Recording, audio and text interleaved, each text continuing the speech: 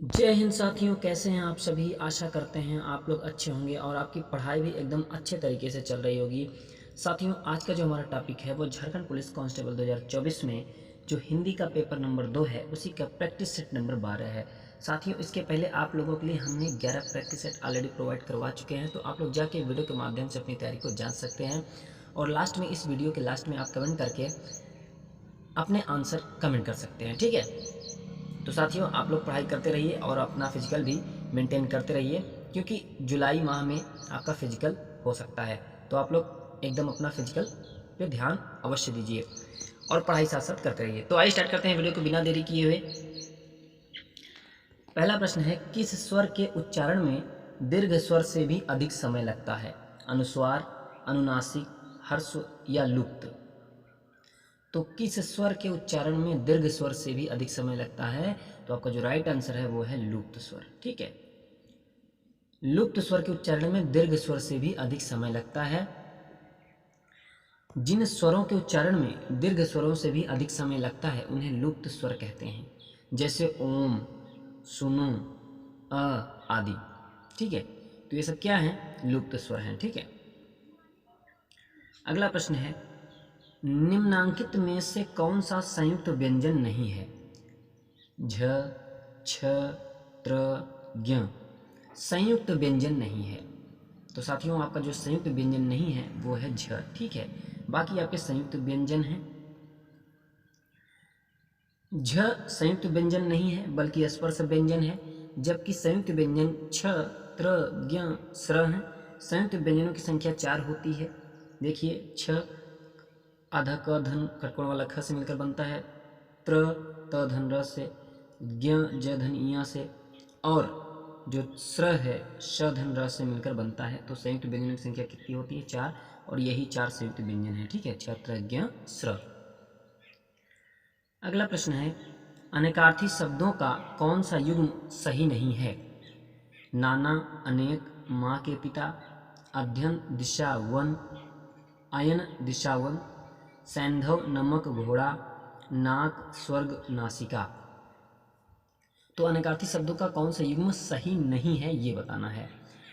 तो आपका जो राइट आंसर है साथियों वो है आयन, दिशा, वन, ठीक है। आयन, दिशा, वन ये आपका युग्म सही नहीं है, बाकी युग्म सही हैं।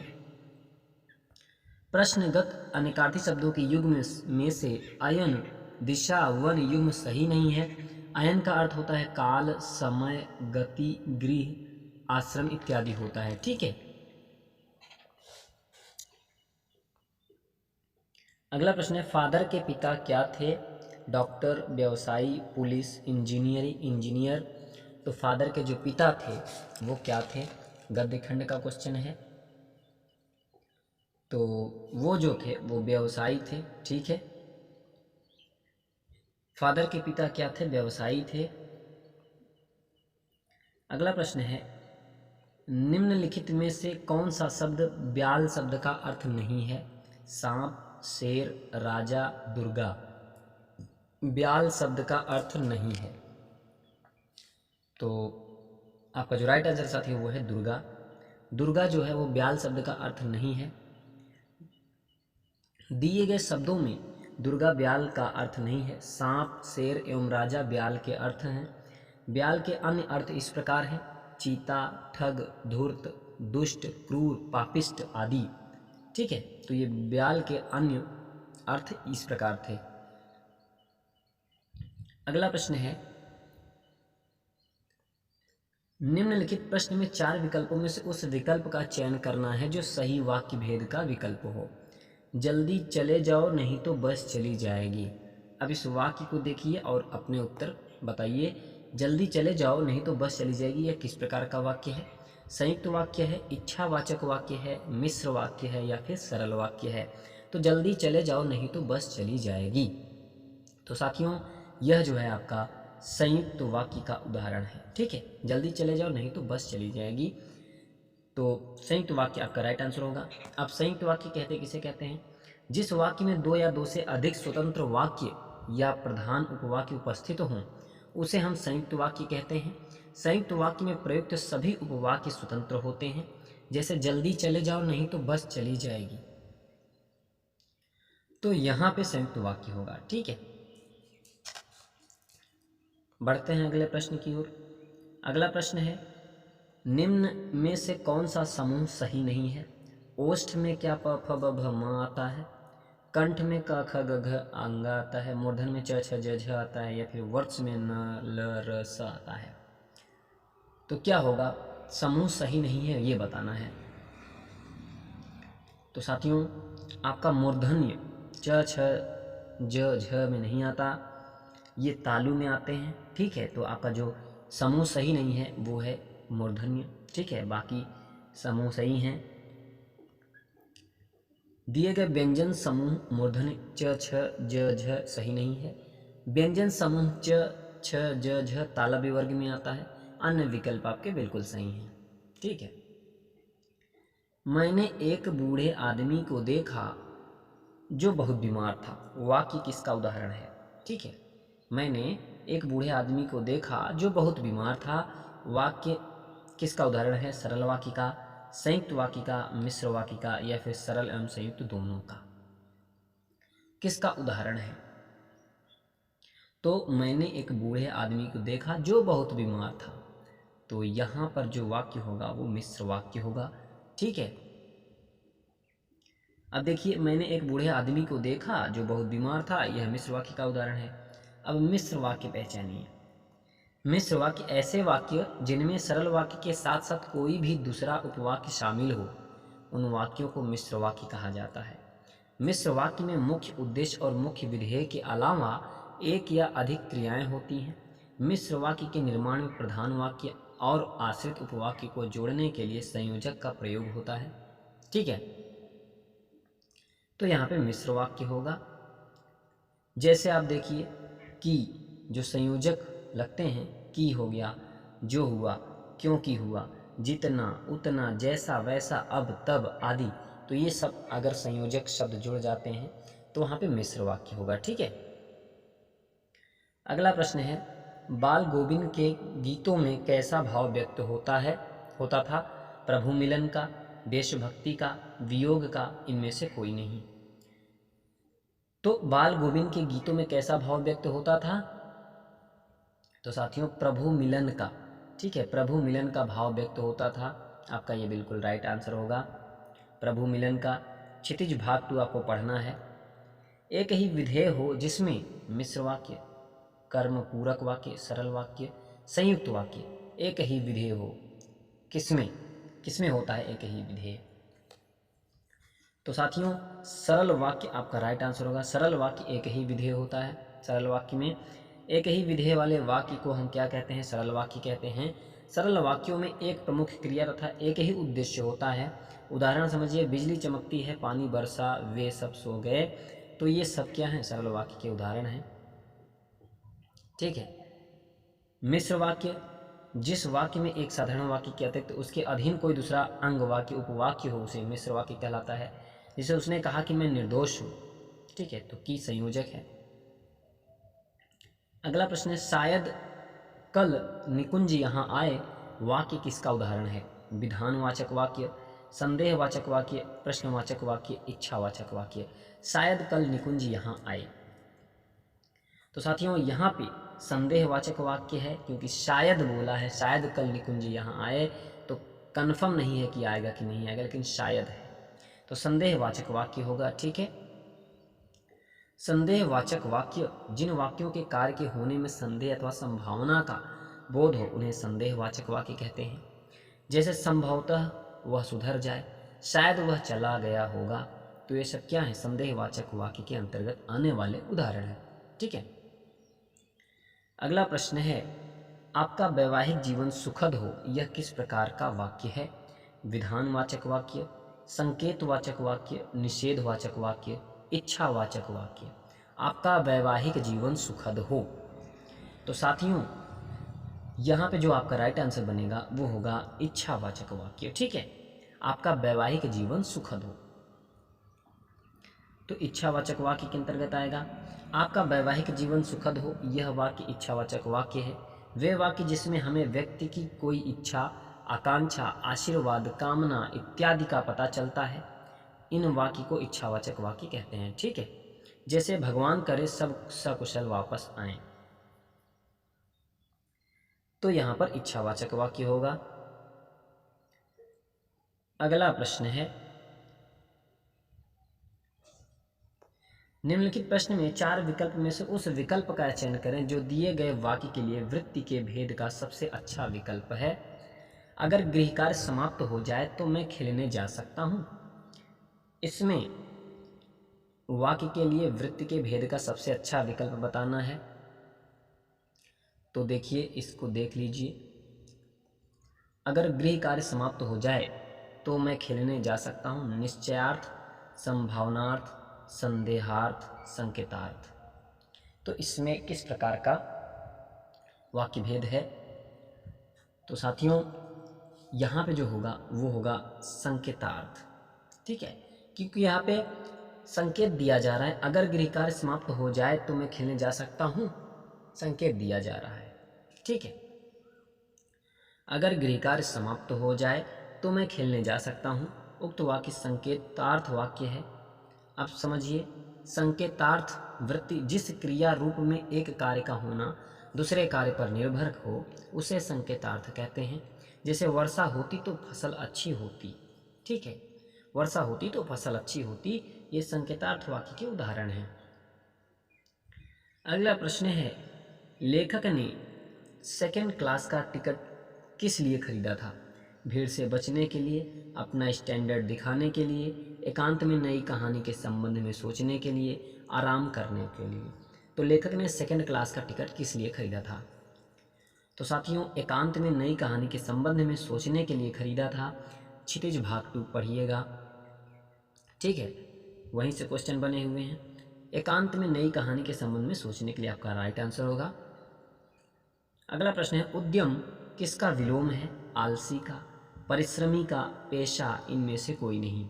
तो उद्यम किसका विलोम है? तो उद्यम जो है साथियों, ये इनमें से किसी का विलोम नहीं है। तो फिर किसका है? उद्यम जो है वो है निरुद्यम का। उद्यम का जो विलोम होता है वो निरुद्यम होता है। विलोम में वे शब्द होते हैं जो एक दूसरे के विपरीत अर्थ दें। ठीक है, एक दूसरे के विपरीत अर्थ दें, वही क्या होते हैं? विलोम होते हैं। तो उद्यम का जो विलोम होगा निरुद्यम होगा। प्रश्न है, इनमें से कौन सा अब्द शब्द का अर्थ नहीं है? वाटिका, शाल, आकाश, बादल। इनमें से कौन सा अब्द जो है वो शब्द का अर्थ नहीं है?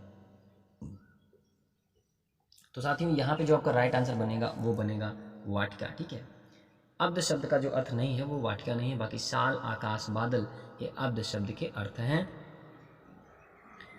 दिए गए विकल्पों में वाटिका शब्द अब्द शब्द का अर्थ नहीं है, जबकि शाल, वर्ष, आकाश, बादल, मेघ आदि शब्द के अर्थ हैं। वाटिका का अर्थ होता है बगीचा होता है। ठीक है, अगला प्रश्न है, प्रमुख का विलोम शब्द क्या होगा? गौण, अनिवार्य, वैकल्पिक, महत्वपूर्ण। तो प्रमुख का विलोम शब्द क्या होगा? तो साथियों, जो विलोम होगा प्रमुख का वो होगा गौण। ठीक है, गौण आपका राइट आंसर होगा।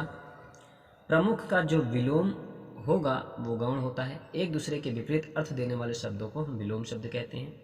ठीक है, अगला प्रश्न है, निर्देश को पढ़िए। निम्नलिखित वाक्य में रेखांकित शब्दों के विलोम के लिए 4 विकल्प दिए गए हैं। उचित विलोम छांटकर उसे चिन्हित करें। तो यहाँ पे आप श्वेतांबर में रेखांकित कर लीजिएगा। ठीक है, तो कह रहा है कि उचित विलोम छांटकर उसे चिन्हित करना है। माने श्वेतांबर का आपको बताना है विलोम।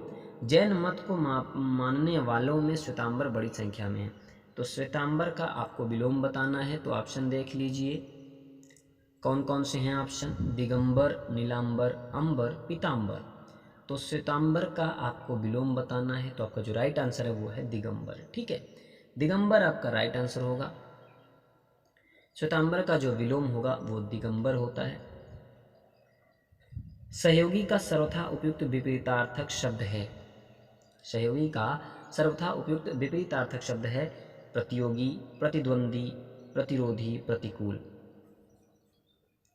तो सहयोगी का जो सर्वथा उपयुक्त जो विपरीतार्थक शब्द होगा वो होगा प्रतियोगी। ठीक है, सहयोगी प्रतियोगी होगा। सहयोगी का जो सर्वथा उपयुक्त विपरीतार्थक शब्द होगा वो प्रतियोगी होता है। जबकि प्रतिकूल का विपरीतार्थक शब्द अनुकूल होता है। ठीक है। अगला प्रश्न है, संकट मोचन मंदिर वाराणसी में कहाँ स्थित है? सदर बाजार में, कमकच्छा में, लंका में या कामाख्या में? तो संकट मोचन मंदिर बनारस में कहाँ स्थित है? तो साथियों यह जो है लंका में स्थित है। ठीक है, लंका आपका राइट आंसर होगा। अगला प्रश्न है, इनमें से कौन सा शब्द संयोग का विपरीतार्थक है? प्रयोग, द्वेष, वियोग, विरह। तो इनमें से कौन सा शब्द है जो संयोग का विपरीतार्थक शब्द है? तो संयोग का जो विपरीतार्थक शब्द होगा वो होगा वियोग। वियोग आपका राइट आंसर होगा। ठीक है। देखिए कुछ शब्द और विलोम हैं, जिसे प्रयोग का अप्रयोग, द्वेष का प्रतिराग, संयोग का वियोग, विरह का मिलन। ठीक है, ये कुछ विलोम शब्द थे और पुरातन का नूतन हो गया। ठीक है। अगला प्रश्न है, निम्नलिखित में से किस वाक्य में अकर्मक क्रिया नहीं है? माँ ने सकर्मक क्रिया पूछा है, सूरज भान आता है, सरोज खाती है, राहुल काम करता है, मोहन खाएगा। तो राहुल काम करता है, यहाँ पे अकर्मक क्रिया नहीं है, क्योंकि अकर्मक क्रिया उसे कहते हैं जिसमें हम क्या का अगर प्रश्न लगाएं और उत्तर मिल जाए तो वह अकर्मक क्रिया नहीं होती है, और उत्तर नहीं मिले तो वो अकर्मक होता है, उत्तर मिल जाए तो सकर्मक। तो राहुल काम करता है, राहुल क्या करता है? काम करता है। उत्तर मिल गया तो यहाँ पे सकर्मक क्रिया होगा। तो प्रश्न में यही पूछा है ना कि अकर्मक क्रिया नहीं है माने सकर्मक क्रिया है, तो राहुल काम करता है आपका राइट आंसर होगा। बाकी सारे क्या है? अकर्मक क्रिया हैं। राहुल काम करता है, राहुल देखिए राहुल काम करता है वाक्य में अकर्मक क्रिया नहीं। जिन क्रियाओं का व्यापार और फल कर्ता पर हो तो वे सकर्मक क्रिया, ठीक है, वे अकर्मक क्रिया कहलाती हैं। अतः दिए गए वाक्य में सकर्मक क्रिया है, क्योंकि क्रिया के व्यापार का फल कर्म पर पड़ रहा है। ठीक है, तो यहाँ पे सकर्मक क्रिया होगा। अगला प्रश्न है, दिए गए वाक्य में क्रिया ज्ञात कीजिए। श्याम सोता है, प्रेरणार्थक होगा, सकर्मक होगा, पूर्वकालिक होगा, अकर्मक होगा। श्याम सोता है तो यहाँ पे जो होगा वो अकर्मक क्रिया होगी। ठीक है, श्याम सोता है अकर्मक क्रिया है। दिए गए वाक्य श्याम सोता है अकर्मक क्रिया है। अकर्मक क्रिया कहते किसे हैं वो जान ले। जिस क्रिया का फल कर्ता पर पड़ता है वह क्रिया अकर्मक क्रिया कहलाती है। ठीक है, अगला प्रश्न है, कौन संसार के सभी मजदूरों को सुखी देखने से स्वप्न में अपना सारा जीवन दुख में बिता दिया? Stalin, Lenin, Churchill, Karl Marx. तो किसने? तो कार्ल मार्क्स आपका राइट आंसर होगा। क्षितिज भाग 2 पढ़ने की ज़रूरत है, आप लोग पढ़िए। ठीक है, और अगर आपको पढ़ना है या आपके पास बुक अवेलेबल नहीं है, आप लोग कमेंट करिए, हर चैप्टर का पीडीएफ मैं आप लोगों को प्रोवाइड करवा दूंगा। ठीक है, तो आप लोग कमेंट करके बताइएगा। अगला प्रश्न है, यदि दौड़ना अकर्मक क्रिया है तो इसकी प्रेरणार्थक क्रिया क्या होगी? दौड़वाना, रुकना, दौड़ान, दौड़। दौड़ना अकर्मक क्रिया है तो इसकी प्रेरणार्थक क्रिया जो होती है वो होगा दौड़वाना। ठीक है, दौड़वाना आपका राइट आंसर होगा। दौड़ना एक अकर्मक क्रिया है जिसकी प्रेरणार्थक क्रिया दौड़वाना होगी। प्रेरणार्थक क्रियाएं अकर्मक एवं सकर्मक दोनों क्रियाओं से बनती हैं। आना, लाना, वाना से प्रेरणार्थक क्रियाएं बनती हैं, जैसे जोड़ना। ठीक है, देखिए कुछ क्रियाएं हैं उनके प्रेरणार्थक क्रियाएं। उठना से उठवाना, सोना से सुलवाना, पीना से पिलवाना, दौड़ना से दौड़वाना। ठीक है, तो ये कुछ प्रेरणार्थक क्रियाएं थी। अगला प्रश्न है, जब कर्ता एक काम समाप्त कर उसी क्षण दूसरी क्रिया में प्रवृत्त हो जाए तो उस पहली क्रिया को क्या कहते हैं? सहायक क्रिया कहते हैं, संयुक्त क्रिया कहते हैं, इनमें से कोई नहीं, या फिर पूर्वकालिक क्रिया कहते हैं। तो जब कर्ता एक काम समाप्त कर उसी क्षण दूसरी क्रिया में प्रवृत्त हो जाए तो उस पहली क्रिया को हम पूर्वकालिक क्रिया कहते हैं। क्या कहते हैं? पूर्वकालिक क्रिया कहते हैं। जब कर्ता एक काम समाप्त कर उसी क्षण दूसरी क्रिया में प्रवृत्त हो जाए तो उस पहली क्रिया को पूर्वकालिक क्रिया कहते हैं। जैसे वह पढ़कर सो गया, सीमा खेल कर थक गई, तो ये सब क्या है? पूर्वकालिक क्रियाएं हैं। भारत कहाँ से कहाँ आ गया है? प्रश्न को देखिए, भारत कहाँ से कहाँ आ गया है? आ गया है रेखांकित शब्द है। रेखांकित क्रिया किस भेद के अंतर्गत आएगी? उन्मुक्त, सकर्मक, द्विकर्मक, या फिर एक और ऑप्शन लीजिए संयुक्त। तो आ गया ये किसके अंतर्गत आएगी? उन्मुख, सकर्मक, द्विकर्मक या फिर संयुक्त? तो साथियों ये जो है संयुक्त क्रिया के अंतर्गत आएगी। ठीक है, आ गया। जब कोई क्रिया दो क्रियाओं के संयोग से बनती है, जब कोई क्रिया दो क्रियाओं के संयोग से बनती है तो उसे संयुक्त क्रिया कहते हैं। उदाहरण, भारत कहाँ से कहाँ आ गया, दो क्रिया आ गया, चिड़िया उड़ा करती है, दो क्रिया उड़ा और करती। ठीक है, तो यहाँ पे क्या होगा, संयुक्त क्रिया की ये उदाहरण हो जाएंगे। अगला प्रश्न है, तृष्णा का क्या पर्यायवाची है? गंवार, ब्यास, प्यास। ठीक है, प्यास होगा, गंवार, प्यास, लोभ, दोनों बी और सी, बी और सी। तो बताइए तृष्णा का क्या पर्यायवाची है? पर्यायवाची बताना है। तो तृष्णा का जो पर्यायवाची होगा वो दोनों होगा, दोनों बी और सी आपका राइट आंसर होगा, माने प्यास और लोभ दोनों होगा। ठीक है, अगला प्रश्न है, निम्नलिखित में यथाविधि का सही समास कौन सा है?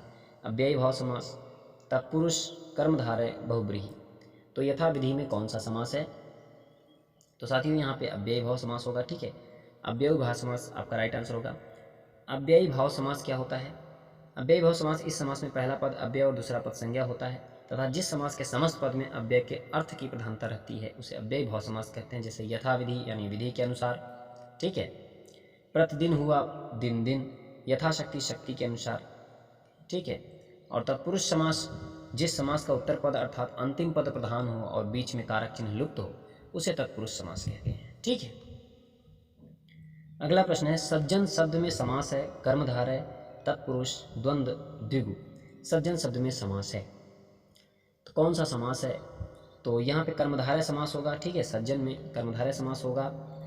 सज्जन शब्द में कर्मधारय समास है। कर्मधारय समास में विशेषण, विशेष्य या उपमेय उपमान का संबंध होता है। जिसे महाकवि का विग्रह अगर होगा तो महान है जो कवि। ठीक है, तो इस तरीके से यहाँ पे कर्मधारय समास होगा। अगला प्रश्न है, हानि, हानि में कौन सा समास है? हानि लाभ में कौन सा समास है? द्विगु समास, तत्पुरुष समास, बहुब्रीहि समास, द्वंद्व समास। तो हानि लाभ में आपका जो समास होगा वो होगा द्वंद्व समास। ठीक है, द्वंद्व समास आपका राइट आंसर होगा। हानि लाभ में दोनों पद प्रधान हैं, हानि लाभ में दोनों पद प्रधान हैं तथा दोनों पदों के बीच और समुच्चय बोधक अव्यय छिपा हुआ है, अतः यहाँ द्वंद्व समास होगा। द्वंद्व समास में सभी पद या दोनों पद प्रधान होते हैं तथा उनका पृथक पृथक अस्तित्व भी होता है। बहुब्रीहि समास में अन्य पद की प्रधानता होती है तथा तत्पुरुष समास में उत्तर पद की प्रधानता होती है। और द्विगु समास में पूर्व पद क्या होता है? संख्या बोधक होता है, तो वहाँ पे द्विगु समास होगा। ठीक है, अगला प्रश्न है, उसने टेढ़ी चाल चली। वाक्य में कौन सा कारक है? उसने टेढ़ी चाल चली, कर्म कारक, संबंध कारक, अधिकरण कारक, कर्ता कारक। तो उसने टेढ़ी चाल चली, तो यहाँ पे कर्ता कारक होगा। ठीक है, जो कारक होगा कर्ता कारक होगा। उसने टेढ़ी चाल चली, वाक्य में कर्ता कारक है। कारक संज्ञा सर्वनाम के जिस रूप में वाक्य के अन्य शब्दों के साथ उनका संबंध सूचित हो उसे हम कारक कहते हैं। हिंदी में कारकों की जो संख्या होती है वो कितना होती है? वो 8 होती है। ठीक है, तो 8 कारक होते हैं। अगला प्रश्न है, भादों की रात कैसी होती है? चांदनी, अंधेरी, सुस्त, उजली। तो जो भादों की रात होती है वो अंधेरी होती है। अंधेरी आपका राइट आंसर होगा। ठीक है, अगला प्रश्न है, वह चम्मच से चावल खाता है। वाक्य में चम्मच में कौन सा कारक है? कौन सा कारक है? करण कारक है, संबंध कारक है, अधिकरण कारक है, कर्ता कारक है। कौन सा कारक है भाई? तो कारक होते हैं 8 में से कोई एक कारक है, वही बताना है। तो चम्मच में आपका करण कारक होगा। ठीक है, क्योंकि चम्मच से चावल खाता है, से यहाँ पे के द्वारा।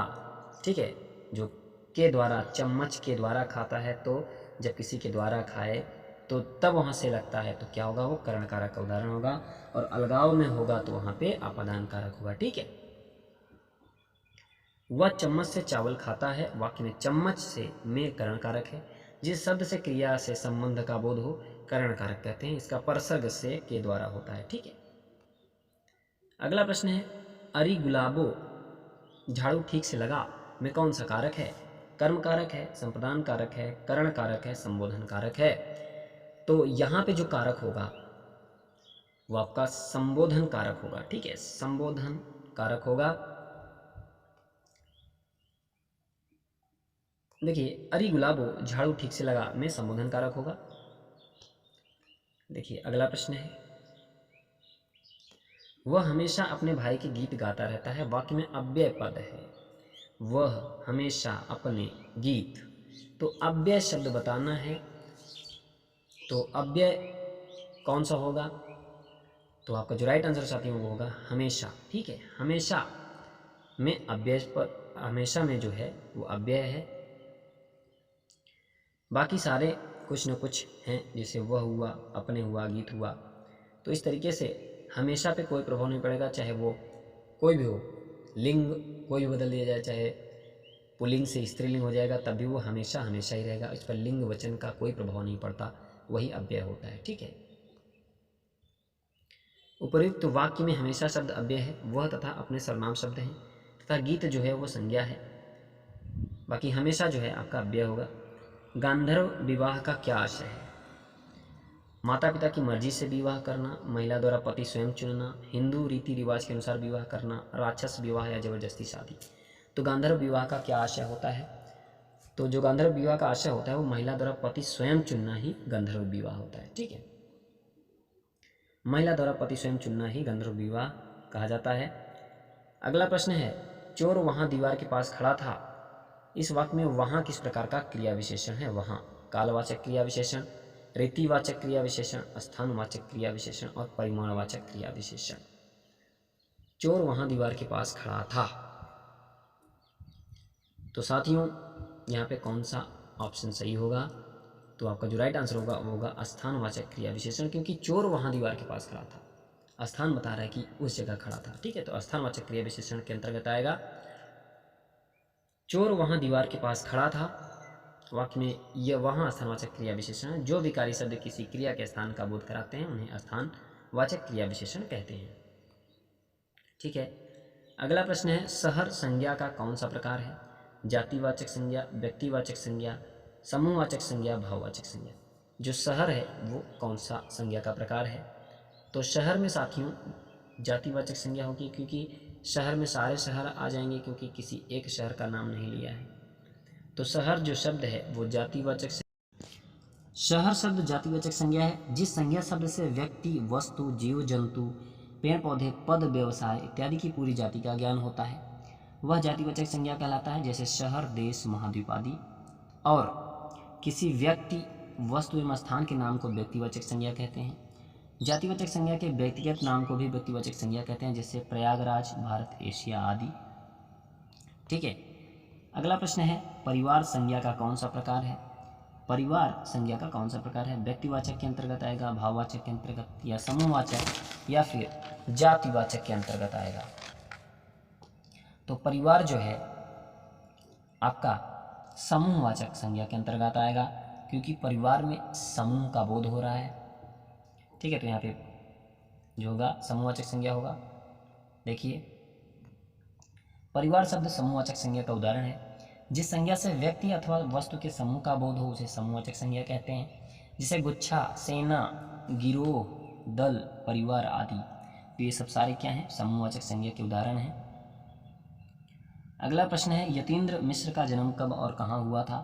20 मार्च 1960 अयोध्या उत्तर प्रदेश में, 12 अप्रैल 1977 अयोध्या उत्तर प्रदेश में, 12 अप्रैल 1970 मथुरा उत्तर प्रदेश, 20 मार्च 1977 मथुरा उत्तर प्रदेश। तो उनका जो जन्म हुआ था वो 12 अप्रैल 1977 अयोध्या उत्तर प्रदेश में हुआ था, यतीन्द्र मिश्र का जन्म। ठीक है, तो सब सारे क्षितिज के क्वेश्चन हैं, पूछा जा सकता है। 12 अप्रैल 1977 को अयोध्या में हुआ था। अगला प्रश्न है मुझे किस प्रकार का सर्वनाम है? उत्तम पुरुष है, मध्यम पुरुष है, अन्य पुरुष है, या इनमें से कोई नहीं?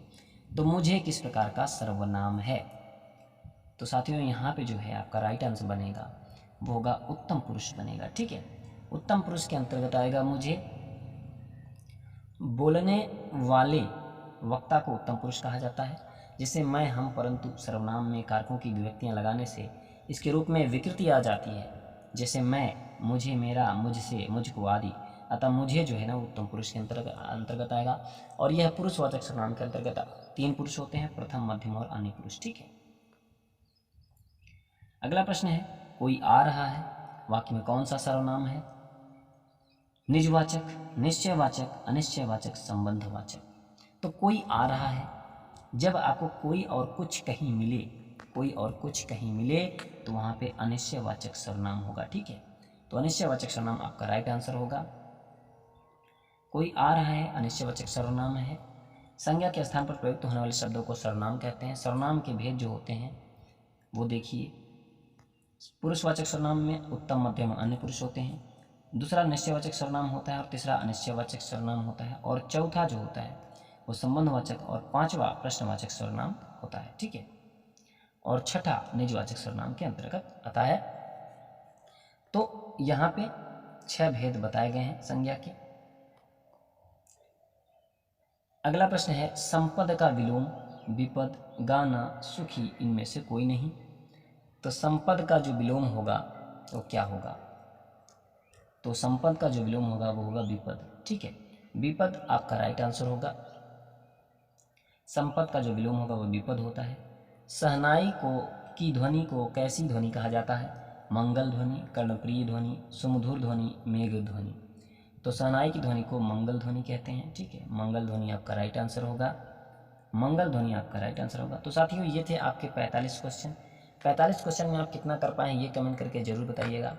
अगर वीडियो पसंद आई हो तो साथियों तो आप लोग एक लाइक और चैनल को सब्सक्राइब जरूर करिएगा और अपने दोस्तों तक शेयर तो जरूर करिएगा साथियों। तो साथियों तब तक मिलते हैं अगली वीडियो के साथ। तब तक के लिए नमस्कार, वंदे मातरम, जय हिंद।